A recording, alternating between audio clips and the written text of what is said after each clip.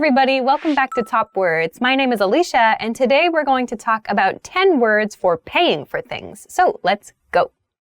Cash. The first word is cash. Cash. Cash is the physical object. So in most countries, there is a paper type of cash, a paper bill, or there's a coin, so some kind of small metal piece. So we say cash to describe these physical methods of payment. Cash. In a sentence, we only accept cash payments. Credit card.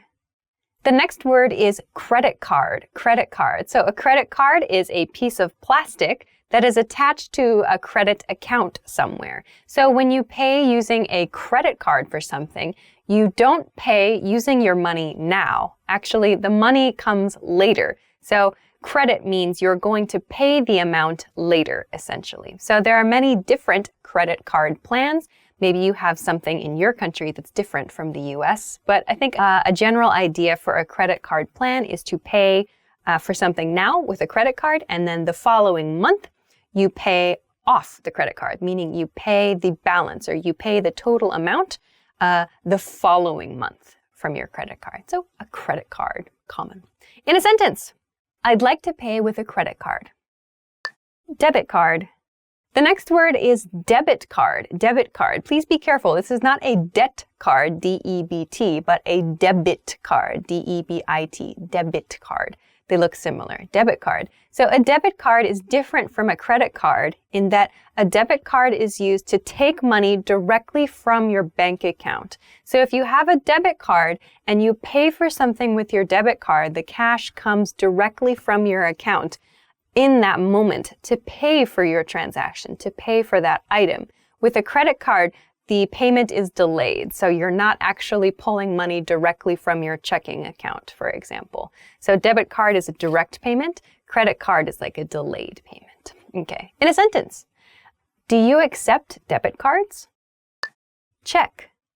The next word is check. Check. A check as a type of payment. So this may or may not be available in your country, but it is a method of payment in the US. A check is a piece of paper. Usually we get them in the US, we get them in like a book. We have a book of checks. They are a piece of paper and we can write someone's name and an amount of money on the check and give it to someone as a form of payment.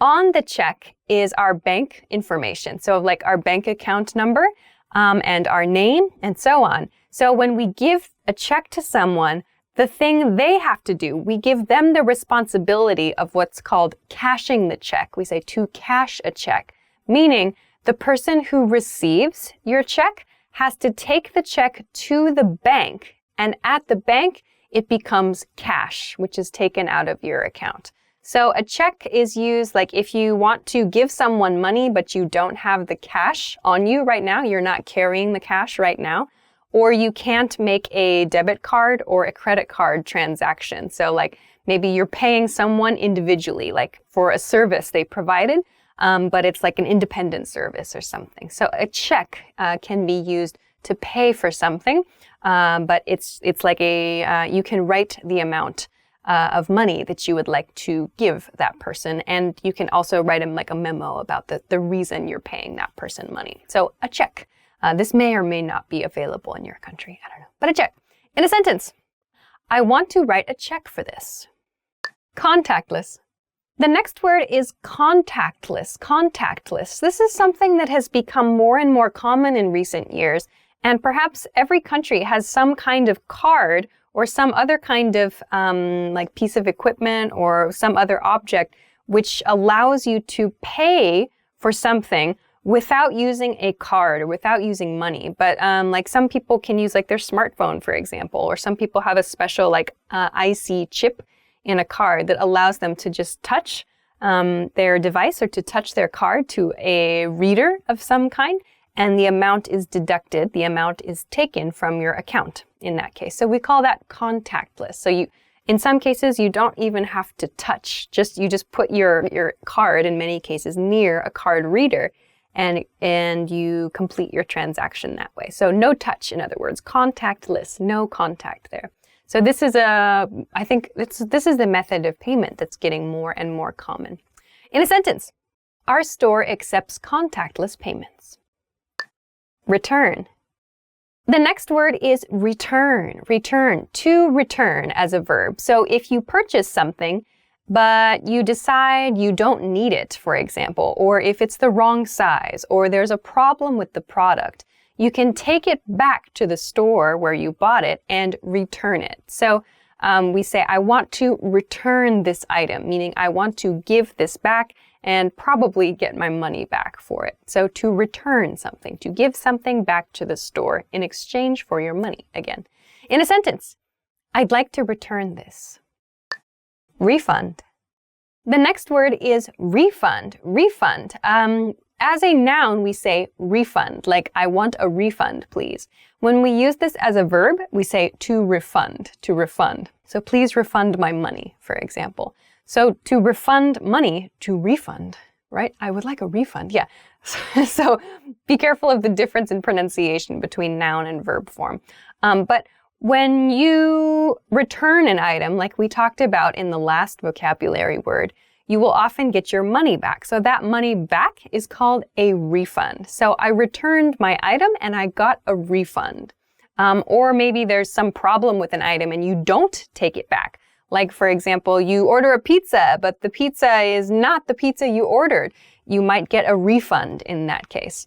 So refund just means your money back. The money you paid is returned to you. So please refund my money. Okay, in a sentence, can I get a full refund? Exchange. The next word is exchange. Exchange. So if you purchase something, but you realize the size is not right, or maybe the color is a little different from what you imagine, but you'd like to keep the item. You want to keep the item, but you just want a slightly different model, for example. Something, just one feature, you want something slightly different.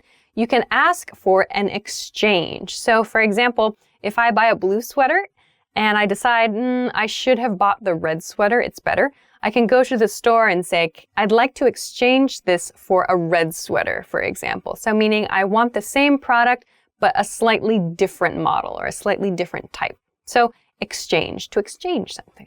In a sentence, I'd like to exchange this for a different size. Register.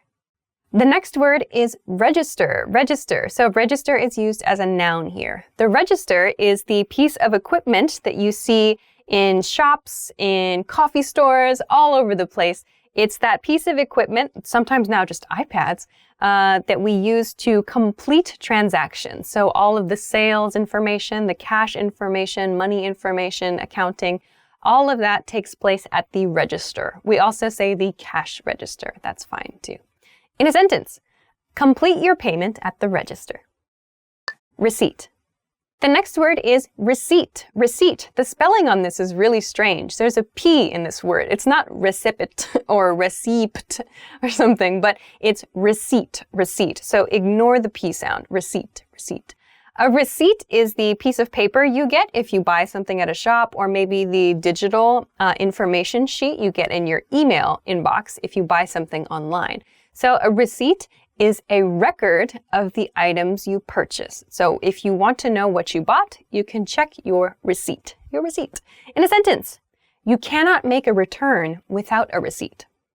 All right, so those are 10 words for paying for things. If there's a word that you often use when you're shopping or when you're paying for things, or if there's something that you have in your country that you use to pay for things, let us know in the comment section.